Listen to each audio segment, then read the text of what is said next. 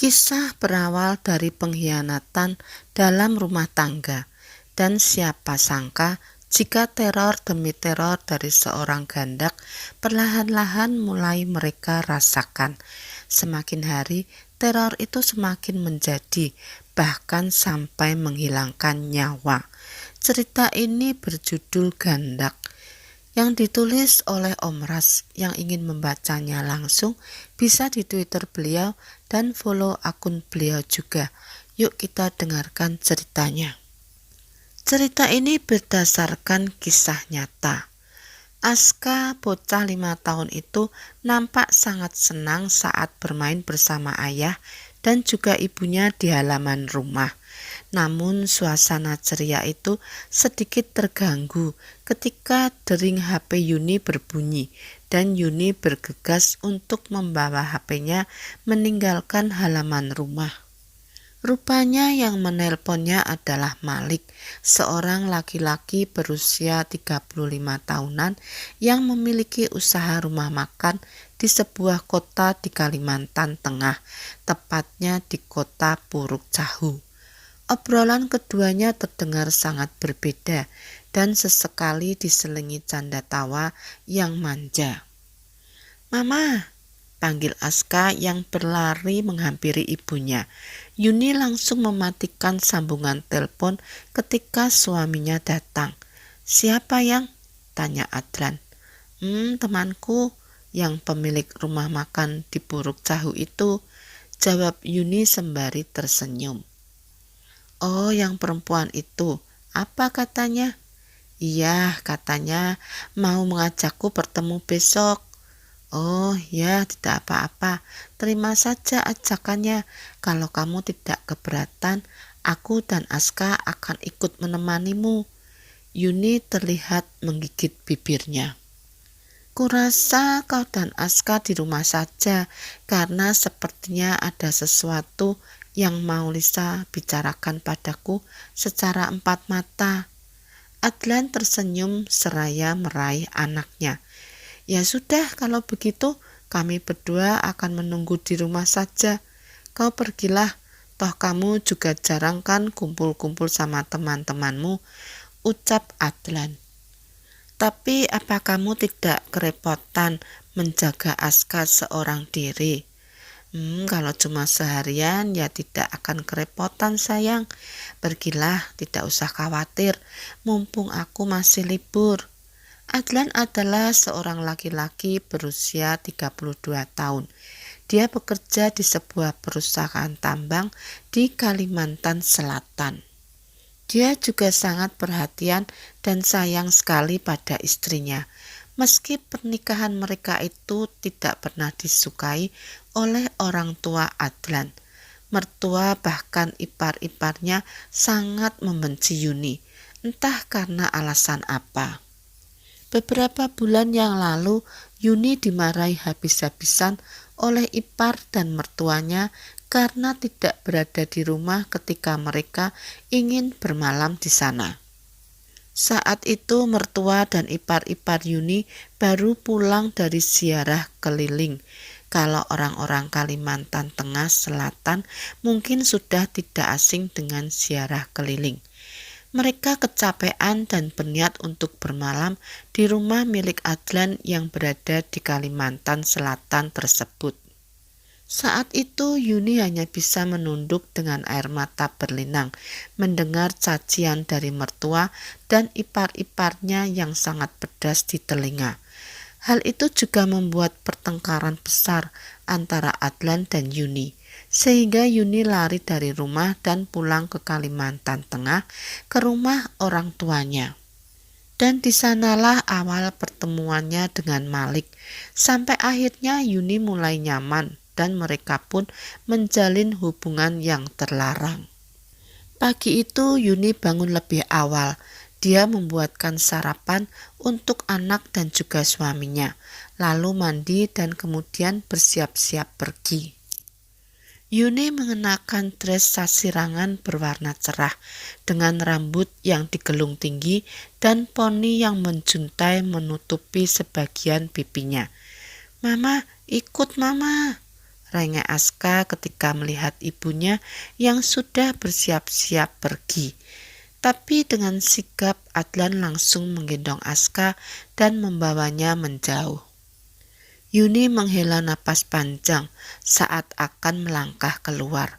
Namun tak sedikit pun dia urungkan niatnya untuk pergi, meski dari dalam terdengar suara Aska yang menangis memanggil mamanya. Sesampainya di tempat janjiannya itu, Yuni lantas mencari-cari Malik, dan rupanya Malik duduk di meja paling ujung. Bila dari arah pintu, meja itu tertutupi oleh orang-orang yang duduk di meja bagian depan. "Sudah lama menungguku?" tanya Yuni. "Ah, tidak. Untuk menunggu bidadari sepertimu, jangankan 1 jam. Seumur hidup pun aku sanggup untuk menunggu," kata Malik sambil tersenyum. Belum sampai beberapa menit mereka duduk, pelayan datang dan membawakan banyak sekali makanan yang dipesan oleh Malik. "Banyak sekali," gumam Yuni. Aku ingin membicarakan masalah yang serius tentang hubungan kita. Aku ingin segera menikahimu," ujar Malik tiba-tiba. Seraya menyodorkan kotak cincin yang sangat indah pada Yuni. Mata Yuni berbinar, namun hanya sekejap saja.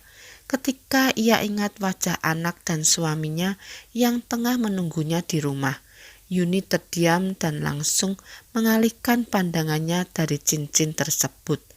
"Kenapa?" tanya Malik. "Aku memang merasa nyaman denganmu, tapi aku tidak bisa meninggalkan anak dan suamiku," ucapnya pelan, bahkan hampir tak terdengar. Malik mengelenguh, tangannya mengepal dan memukul pelan pada meja tersebut. "Lalu kau maunya bagaimana? Terus berhubungan seperti ini tanpa kepastian?" Yuni terdiam. Malik meraih tangan Yuni dan menggenggam tangannya dengan erat. Laki-laki itu menciumi tangan Yuni dengan air mata yang mulai menetes. Tiba-tiba seorang laki-laki dan seorang perempuan mendekati meja keduanya. "Yuni, istrinya Adlan kan?" tegur pria tersebut dengan wajah bingung menatap pada Yuni dan Malik bergantian. Iya, Romi ya. Perkenalkan, ini saudara sepupuku, Malik," jawab Yuni terbatas seraya menarik tangannya dari genggaman Malik. "Oh," ujar Romi sembari mengangguk, lalu memperkenalkan dirinya pada Malik yang nampak kecewa. "Aku sepupumu, hahaha. Kurasa aku harus mengatakan yang sejujurnya pada mereka tadi tentang hubungan kita, agar Adlan tahu dan mau melepaskanmu untukku," ujar Malik. Yuni mendengus kesal. Pertemuan mereka hari itu berakhir dengan tidak menyenangkan. Wajah Yuni kusut begitu memasuki rumah. Sapaan lembut suaminya pun tak terlalu dia tanggapi. "Halo Riz, apa? Mama sakit? Sudah dibawa berobat?" ujar Adlan dengan raut wajah panik dan khawatir ketika menerima telepon dari saudaranya. "Ya Allah, baik, besok aku transfer uang pengobatan untuk Mama ya." Yuni menghela napas panjang lalu keluar dari dalam kamar dan menuju ke dapur. Di dapur dia masih memikirkan tentang perselingkuhannya. Bagaimana jika Romi menceritakan tentang pertemuan kami kemarin pada Abah Aska? Batin Yuni dengan mata menerawang jauh keluar jendela dapur. Di luar hujan mulai turun dengan sangat deras, disertai suara petir dan kilat yang menyambar-nyambar. Sayup-sayup terdengar suara rintihan dari arah kamar mandi yang berada di sebelah dapur. Namun saat Yuni mengeceknya, ia mendapati Aska yang sedang berdiri membelakangi pintu sambil memainkan air. "Aska, ngapain malam-malam main air? Bukannya kamu tadi sudah tidur?" Aska menoleh pada ibunya, tatapan aneh tak seperti biasa. "Aska mimpi, Ma. Mama dan Abah pergi ninggalin Aska, lalu ada orang yang nyeret-nyeret Aska, dan ini bekas tangannya, ujar anak itu, seraya memperlihatkan memar yang melingkar di lengannya. Itu cuma mimpi sayang, dan mimpi itu cuma bunga tidur.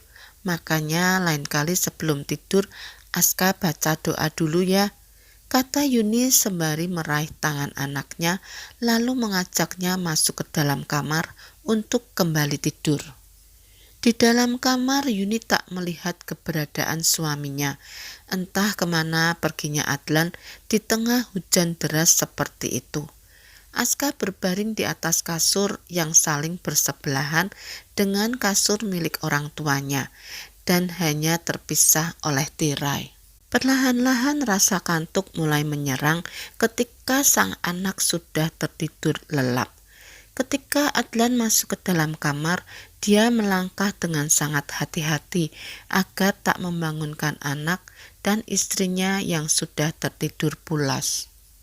Ia meletakkan jaketnya di atas meja, lalu ikut berbaring di atas kasur dengan wajah yang terlihat murung. Pagi harinya saat Yuni memasak di dapur, Adlan memeluknya dari belakang. Namun Yuni segera melepaskan pelukan suaminya itu. Dan dengan raut wajah yang sedikit risih, ia menyuruh suaminya untuk menemani Aska saja yang tengah bermain di luar. Tadi malam aku ke ATM, tidak sengaja aku bertemu dengan Romi. Katanya kemarin dia melihatmu dengan seorang laki-laki yang bernama Malik sepupumu. Memangnya kau punya sepupu yang bernama Malik? Lalu temanmu si Lisa yang punya restoran itu kemana? Ujar Adlan mulai bertanya. Jantung Yuni serasa berhenti seketika, namun dia tetap mencoba untuk tenang dan meneruskan aktivitas memasaknya.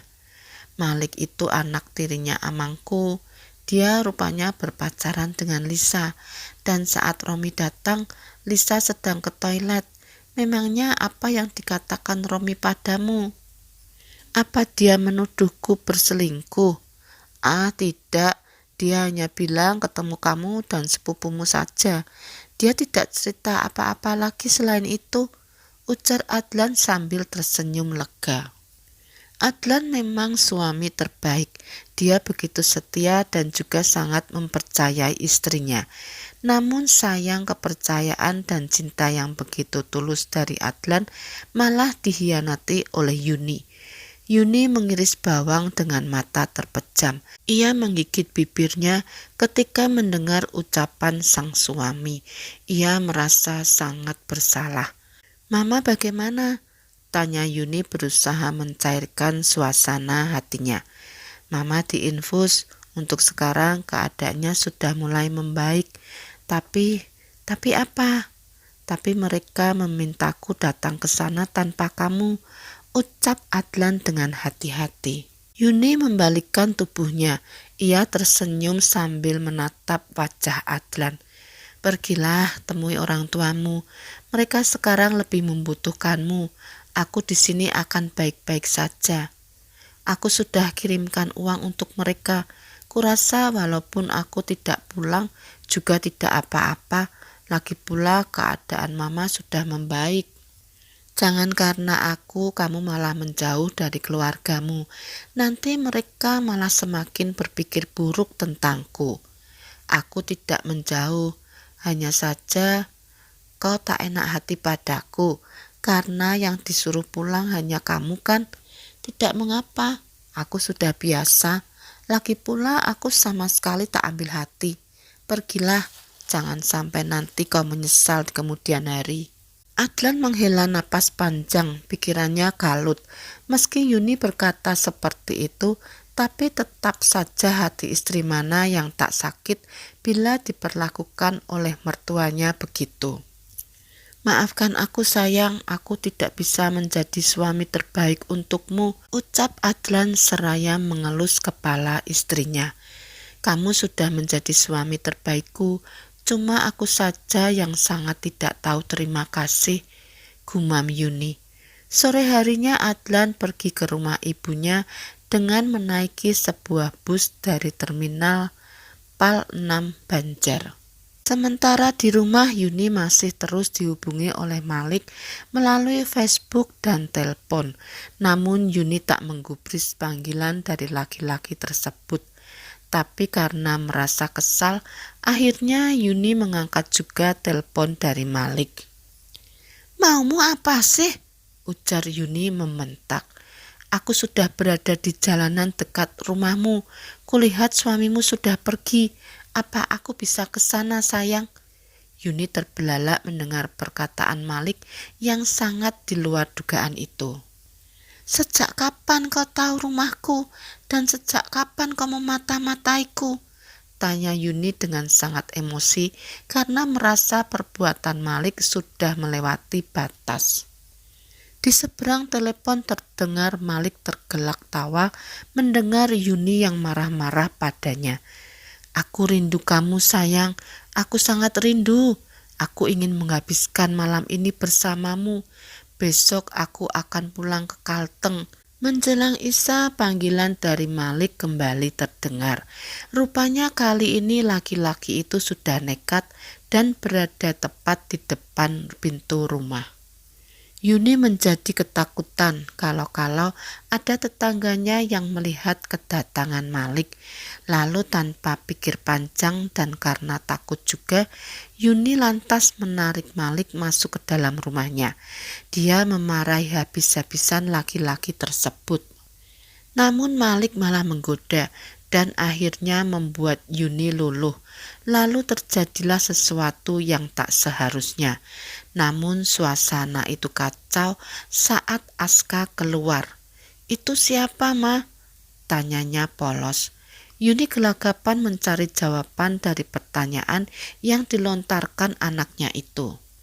"Halo Aska, ini Om Malik, temannya mamamu," kata Malik sembari mencolek pipi Yuni yang masih duduk di sebelahnya dengan baju yang sudah sebagian terbuka. Yuni bergegas membetulkan letak duduknya, lalu beranjak untuk mengajak anaknya masuk kembali ke dalam kamar. Pagi-pagi sekali Malik sudah berpamitan pulang pada Yuni dan tidak lupa mengecup pipi perempuan tersebut dengan sangat lembut. Tapi satu hal yang tak diketahui Yuni, yakni niat sebenarnya Malik yang ingin membongkar perselingkuhannya mereka pada Adlan. Dia juga sudah diam-diam menyalin nomor handphone milik Adlan dan juga mengirimkan foto-foto mesranya bersama Yuni. Membuat Adlan yang masih dalam perjalanan ke rumah orang tuanya itu memutuskan untuk kembali ke rumahnya untuk meminta penjelasan pada Yuni tentang semua foto-foto tersebut. Selama ini Adlan sama sekali tak pernah mempercayai apapun omongan orang yang buruk tentang istrinya. Tiap kali isi hatinya menjadi ragu, apalagi setelah melihat foto-foto itu, meskipun dalam hati kecilnya masih membantah tentang keaslian foto tersebut. Ya, bisa saja ini editan. Zaman sudah semakin canggih. Mengedit foto seperti ini bukan hal sulit bagi mereka yang pintar. Batinnya bergejolak. Tapi dari mana orang ini mendapatkan nomorku? Sore itu Adlan pulang dengan wajah yang lesu. Tampaknya dia sangat kelelahan dengan perjalanan yang sama sekali tak pernah sampai ke tujuan. Yuni tampak kaget ketika membukakan pintu untuk Adlan. Dia nampak panik ketika Adlan melangkah masuk ke dalam rumah. "Kok sudah pulang?" tanyanya dengan suara bergetar. Aku tidak jadi ke rumah mama." "Kenapa memangnya? Apa aku tidak boleh pulang ke sini lebih cepat? Apa kamu menyembunyikan sesuatu dariku?" Prang! Suara piring pecah dari arah dapur mengagetkan keduanya. Terlebih-lebih lagi Yuni. Dia langsung menghalangi Adlan untuk ke dapur. "Biarkan saja, paling juga kucing. Kamu pasti lelah, capek. Aku sediakan teh hangat dulu ya." Tidak usah, aku cuma mau lihat apa yang pecah di dapur. Jangan-jangan maling, ujar Adlan sembari bergegas melangkahkan kakinya menuju dapur. Dan betapa sakit serta hancurnya hati Adlan ketika melihat pria yang berada di dalam foto mesra bersama istrinya itu sedang duduk di meja makannya dan sedang duduk makan di situ. Darah Adlan seketika mendidih, napasnya terdengar bergemuruh. "Kenapa kamu tega padaku, Yun?" bentak Adlan dengan mata yang mulai berkaca-kaca. Yuni langsung memegang tangan Adlan dengan terisak. Dia meminta maaf. Namun Adlan lantas melepaskan pegangan istrinya dan mendorongnya pelan. "Aku tahu alasan kau melakukan semua ini. Kau tak salah, Yuni, tapi aku yang salah. Aku sudah tidak bisa menjadi suami terbaik untukmu. Dan sekarang pergilah. Kau sudah menemukan laki-laki terbaik itu. Dan biarkan aku merawat Aska hingga besar nanti. Mulai malam ini aku..." "Jangan, aku salah. Aku yang salah. Aku pengkhianat dalam rumah tangga kita. Aku salah, aku minta maaf Yayang. Aku salah, aku minta maaf. Jangan talak aku mohon." Adlan tersenyum kecut. "Untuk apa kau bertahan denganku kalau hatimu sendiri ada bersama orang lain?"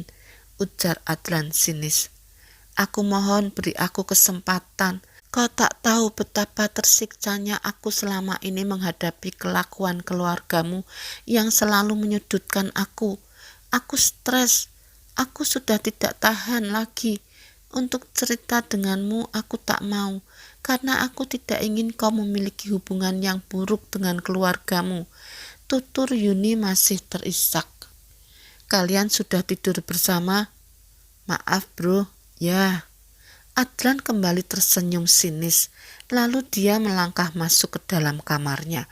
Dia menciumi Aska, lalu berjalan pergi meninggalkan rumah, membawa hatinya yang terluka. "Dia sudah melepaskanmu?" ujar Malik berjalan ke arah Yuni yang menangis sesenggukan di depan rumah menatap Adlan yang sudah pergi dengan menaiki angkutan barang yang lewat di depan rumah. "Diam, pergi dari sini," teriak Yuni pada Malik.